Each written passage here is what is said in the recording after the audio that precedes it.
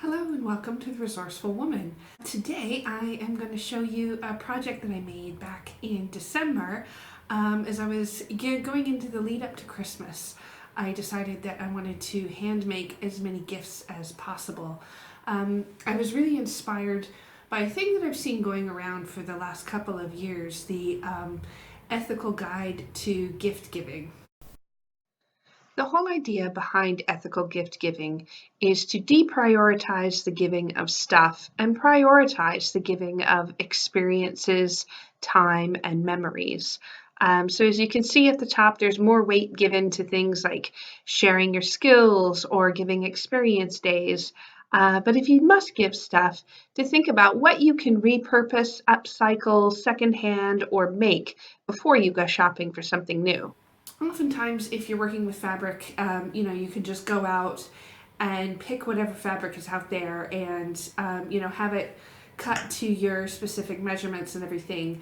But lately, I've been trying to do something else with this, trying to take fabric which is already cut, such as from the remainder piles, which you'll find in any fabric or haberdashery shop, and take something that maybe somebody else isn't going to want.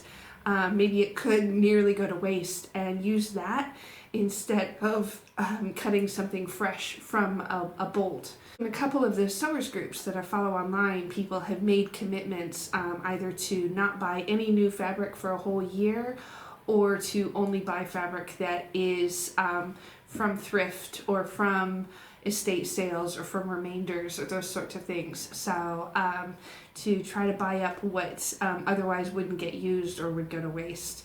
So I think that's a really good place to start with any kind of sewing project that you're thinking about doing, is how can you make something and especially use what's just kind of already out there and might not otherwise get used. In this instance, I had acquired some fabric and an inkling of an idea about a handbag. I saw this project in a book and I was really intrigued because I thought, oh, it's actually pretty simple, even I could do it. And I took some photos of it at the time and just kind of kept them in my phone.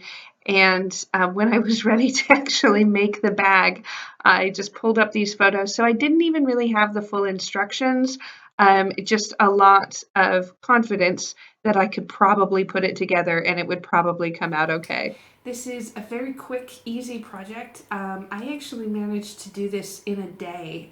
Seriously, I just kind of started out in the morning cutting out some pieces of fabric, and in between kind of having to go out and run errands and get other things done, I just kind of kept coming back to it until the evening, and boom, I got it done. Having said that, I will go ahead and jump in. To start out, I cut out a basic shape just in paper. I sketched it a little bit with a pen until I got pretty much to the shape and size that I wanted. Now this is just one piece that I was able to repeat over and over again to make the whole outside and the inside of the project. Now what it'll look like will be two pieces like this on each side. I've put this is actually the lining fabric and this is the outside fabric that I'm using, but I've put them across each other this way so that you can see how the shapes match up, and then the strap will come across at the top and there'll be a fasten. I did 8 cutouts in total, 4 of each fabric in 2 of each side. So I've got 2 with the strap side on this side, and then 2 with the strap side on that side, and then same again in the lining fabric. So it is 8 pieces in total, 4 of each fabric, that will then come together to form the total bag. So each side of the bag will be like this, and it'll be extra lined. Then I took some of the scraps and just took the kind of the shape that they were in as scraps and gave them some interfacing. These are going to form the pockets on the inside. So I've got one of the fancy fabric and one of the liner fabric. I'll show you how I put these together to create the pockets. And then I've put interfacing on each piece of both the inside lining and the outside fabric to give this whole project some weight and make it nice and sturdy. Now, if I was working with something like canvas, then I might not have to do so much interfacing, but I felt that like with a thin fancy cotton like this, it really needed some lining. So as a amateur sewer, I've always hated doing interfacing because it just feels like, oh, it's an extra step. But honestly, the more projects I've done, the more I've realized it's really worth it as a thing to do. So yeah, definitely consider if you're using like a really lightweight cotton in order to give your projects a little bit more weight, you can always use. And I just use like a basic fusible interfacing, which means I just ironed it on each side. I've allowed, as you can see, some seam allowance all the way around. So actually, what I did was the interfacing is the exact size of the bag that I cut out, and then each of the fabric pieces I cut out with a nice seam allowance all the way around. This one in particular, it's crooked. It didn't come out perfectly straight because of however the piece was cut before. That's okay. It's on the inside. No one will see it unless you film it and put it on YouTube. So here are all the basic pieces to put together the bag. I haven't cut out the straps yet. I still have some interfacing and fabric that I'm going to do for that. But I'm going to wait and see how this all comes together first, and then get a feel for how wide and how long I want the straps to be. But I have plenty left over that I can do all that with. I've got my machine all set up with the color of thread that I want to use, and I'm going to start by constructing the pocket bits of it.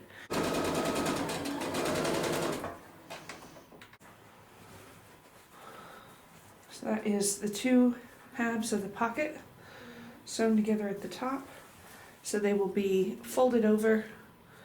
So I think I'm going to make this obviously the whole pocket is on the inside, but I'll make this the outer bit and this the inner bit.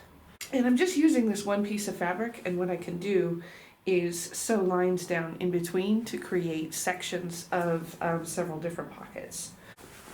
And it's not sewn together completely, because otherwise you wouldn't be able to turn it inside out. So there, I'm just using bits of scrap of the fabric. This can now be made into several pockets that are sewn to the inside. Okay, I have completed just the basic of my pocket over there, and now I've pieced together. I've paired off each of the 8 pieces, the 4 inside lining pieces like this, and the 4 outside decorative pieces like this.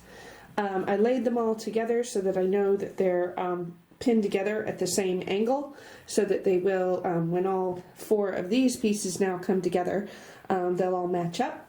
And then as I was doing this, I decided I wanted to do one more little hidden secret pocket. So I've pinned in this little extra bit of lining fabric so that when this bag is worn by a right-handed person, they can reach in from the outside to this one little pocket and store something quick and easy there, maybe keys or a phone or something that you want to get to. So yeah, all it took was just another little piece of scrap fabric. This is what it looks like from the outside. So this is just, it's going to be hemmed on the inside in there, and then I'll piece these 2 pieces together. So first I'm going to start with this inside pocket that I mentioned. I'm just doing the right sides together just to form the top hem of this first. And then I'm going to fold this down on the inside. And because I don't want to make any kind of seam on this outside bit of the fabric, I don't want to, show where the pocket's sewn in. I'm going to try to sew this in to the other half. Here. Not sure how I'm going to do this. Let's see. I might have to take apart some of my other pinning. Gosh, I hope this all lines up properly. I think it will. This is the kind of problem you get from freehanding. Okay, so I've got the, you can see this is the wrong side of the pocket piece, and the right side, this is the inner outside piece. It sounds inner outside. It makes sense, trust me. Now, I've got this folded down properly.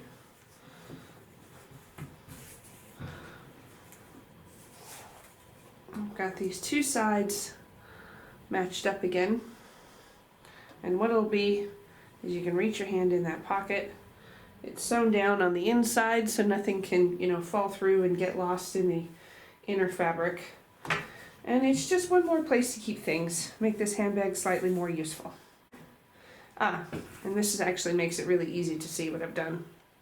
This is the inside of the outer piece. And I've just done this nice big curve to create that pocket. So now I've got that inside pocket done. I'm going to stitch around these two outer pieces and then do the same for all four of the others. So I've got my first outer piece done. Oh dear, I've just realized it shows the stitching right across, which I didn't really want to do. You see that? I don't know if it even shows up on here. Yeah, you can definitely see that line. I think when the bag comes together it won't matter. So I am going to unpick this unsightly line across where I don't want it to be, because it kind of ruins the look of the piece. So I've got my trusty, awesome seam ripper. Thanks once again to Stone Kettle Station, Jim Wright, for making this amazing seam ripper. So, I've learned something today. This is pretty much how these projects go. I learn as I go. Okay, so got this mostly how I want it to be, and I'm going to complete the next four sections, or the next three sections, I should say, of the four basic pieces of this handbag. Here we go. Got that seam all undone. Yeah, that was the complicated part. Everything else will be so easy after this. Okay. Okay, as I was going along doing this, I realized the mistake that I was making, and this is the error of trying to do these things without following any kind of instructions and just freehanding it. That was the fact that, okay, so we've got this outer piece that's got the pocket in it, right? We've already done the outer seam along in there. We figured out how that was going to work, so that's good. Now, we've got the other outer piece that isn't going to have a pocket. Now, what do we do about this hem right here? It's kind of a cut, rough bit of fabric right here. It needs to be folded over. But if I just fold it over on the piece and sew it, once again, we have an unsightly little line going across. So instead, what I need to do is sew it to the other half of the piece that it's attaching to. So I'm folding it down where it's going to go and praying a little bit. And then I'm going to unfold it here and figure out, okay, here's where the hem is going to lay. I'm going to pin this. What I had done was tried to just freehand this and do it myself, and then suddenly realized I had another unsightly line to unstitch, and that in order to get this little hem bit done, I needed to also unstitch the whole way around where I'd already done, in order to be able to lay these out properly and get them into the machine. Now, I could have also just gone in and hand stitched this instead of undoing my work, But I feel like for me, this is faster and more reliable doing it this way. I think some people are really much more comfortable with hand stitching. I don't feel super confident in getting my stitches really tight and straight and everything that they're supposed to be. So okay, so I've got outer piece that's going to go on the inside, outer piece is going to go on the outside, and this is the wrong side and this is the right side, and we're just going to make this little hem. That is now a nice even seam, but you can't actually see the threads. That is much better than it was before. So I'm going to carry on and keep piecing these things together. So now I have pieced together all of the outside pieces and inside pieces so that they've each got a little match and they each come out like this. They've got a nice seam across that is, the thread isn't visible. It's all been pressed down with the iron, and the rest of the kind of inside seams for the top have also been pressed down.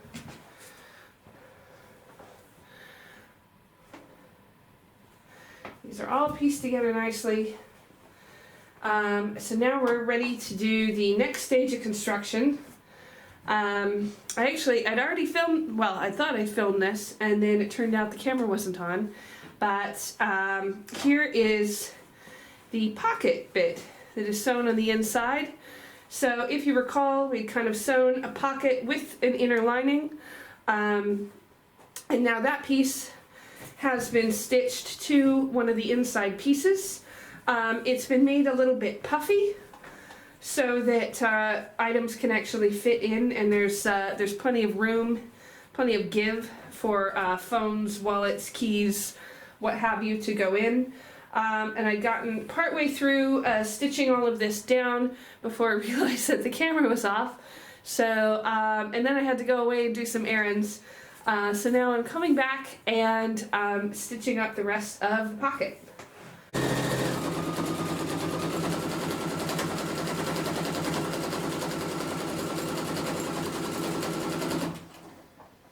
So here we have an inside pocket, all perfectly lined with plenty of good interfacing on the insides of both pieces so that it's nice and kind of thick and durable, doesn't feel flimsy, can hold things.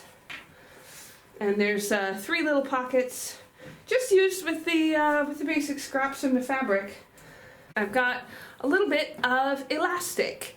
And what I can do with this, as you can see, this bag, the handbag, the outside is Van Gogh's Starry Night, and so I thought, because this is a gift for my sister, I bought online it's like a metal water flask that also has the design of Starry Night. So I am going to make a little insert, like a little elasticated band where she can stick her new water bottle and have it always, you know, upright in her bag if she wants to. Obviously, if it's a proper flask, then it shouldn't matter if it's upright. But still, you know, if you're going to do things, do it right. So now I have a nice little set of water bottle straps. I've got 3 little inside pockets and an outside pocket, so I think this handbag is about ready to be put together. So first I'm going to lay the inside lining pieces together, right sides facing, and line them up and get all of the hems together.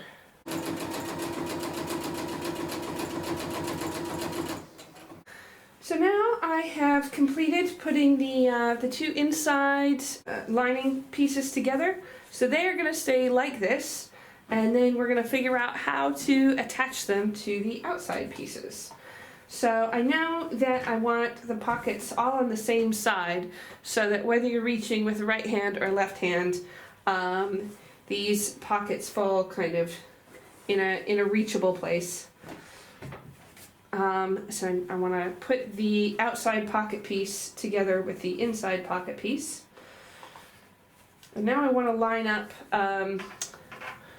where these little V's come together of the pieces of fabric, because I'm going to want to make nice clean seams here. Oop, no, this isn't right. Let's see. It is the two right sides together, but with the way I'm placing it is I want these to be on the same side, pocket side, pocket side. But what I'm going to do is push this other piece out of the way and put these down right sides together.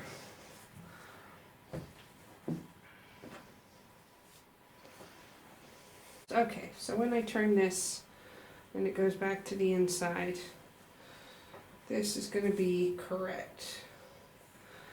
That'll be the outside piece and the inside lining. So yeah, I've got that right now. So I've got that along one side, now I'm going to do that along the other side so I can maybe do one nice continuous stitch. We now have outside portions stitched to inside portions. All 8 of those original pieces are now stitched together in some way or form. And what we have left to do is the outside edge and then the strap itself. So now I've got right sides facing on the outside edges. I'm going to make sure those are all like lined up nice and pretty, and then stitch them around. Okay, I've tested it out and it does work. If I sew around just most of the outer lining and just don't close off the ends at the straps, I'm able to get the bag turned back right side out after it's all sewn, and it should be okay. So as you can see, we've got a nice clean stitch all the way around. I'm gonna trim off some of this excess fabric. So it does feel altogether smaller than the bag I had initially envisioned, but it does have plenty of pockets. And maybe not being massive isn't such a big deal. Maybe it's okay to, I mean, this is still a pretty good sized bag, right? I think so. It's a little bit too late to go back and change it now. And now the very last bit is to do the strap. So I just practiced on it to kind of figure out what it was that I needed to do in order to make this strap, and now I will demonstrate it on the opposite side. I've tried this a few different ways, and actually what I found was that first of all I wanted these D-rings to go this direction instead, you know, as opposed to making them go like this, because then the strap can very comfortably go through here and loop over and come this way, and then it can sit the way that a handbag is supposed to sit on your shoulder. So saying that, okay, well, I definitely want it to look good from the outside. What I did, because I've got quite a bit of fabric here, it's much wider than the space allowed in the D-ring. So I just take it and kind of ease it in very gradually. I do kind of one little fold on each side and then another little fold on each side. I get it to where it's really nice and skinny. I'm going to want to fold it over to hide that little, you know, those sort of rough edges.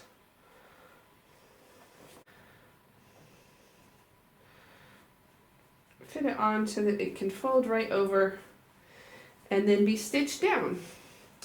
And I can widen some of that fabric back out so I'm not trying to stitch through quite so much. And it'll also allow the handbag itself to be looser and to allow for more give in opening it up and looking inside. I'm afraid that's where my instructional portion cuts off. As I was trying to fit that other little D-ring, I broke the needle on my sewing machine, and it took me a couple of days to find the instructions to actually replace the needle and use a different type of needle and a different presser foot. So that I wouldn't break any more of my machine as I was finishing up that project. And unfortunately, as it was getting into the holidays, I didn't manage to film the rest of the sewing of the strap, but it was pretty basic. It was just really long rectangular pieces of both the outer fabric and the inner lining that were just sewn up together into one long thing, right sides facing, and then turned inside out, just like everything else. And then I pulled the straps around those little D-rings and sewed them down. And then as the final finishing touch, I fitted a little fabric clasp onto those little V's in the middle of the handbag so that it can be kind of buttoned up together. But I was in crunch time because this was back in December. So on the day when I finally did manage to finish those straps and get it all done and dusted, I also on that same day needed to wrap it and get it in the post. So I didn't manage to film any of that. I'm sorry. But I think, really as far as the rest of it, I think that's kind of a demonstration of just how I work. I just kind of have an idea, some sort of inspiration from somewhere, and then I just learn as I go along. And as long as I have the patience to kind of stop and unpick and try again, things usually can come out okay. So it is much easier if you're getting started with sewing or any kind of thing like that. Start with kind of just basic cottons like what I was using. Don't try to start with like stretchy fabrics or silks or fur or leather, anything like that. Get comfortable and used to what you're doing before you move on to the more kind of challenging things. So for instance, I've never tried to sew together like a leather handbag or even a faux leather. I suppose I could try it at some point, but up to this point, all of my handbag creations have been a little bit simpler than that. But if you like this video, please be sure to hit like, hit subscribe if you haven't already, and leave me a comment or any questions that you have in the comments section. I would love to hear from you if you have also done any projects like this, or if there are similar projects that you would like to see more of. Thanks very much. Bye-bye.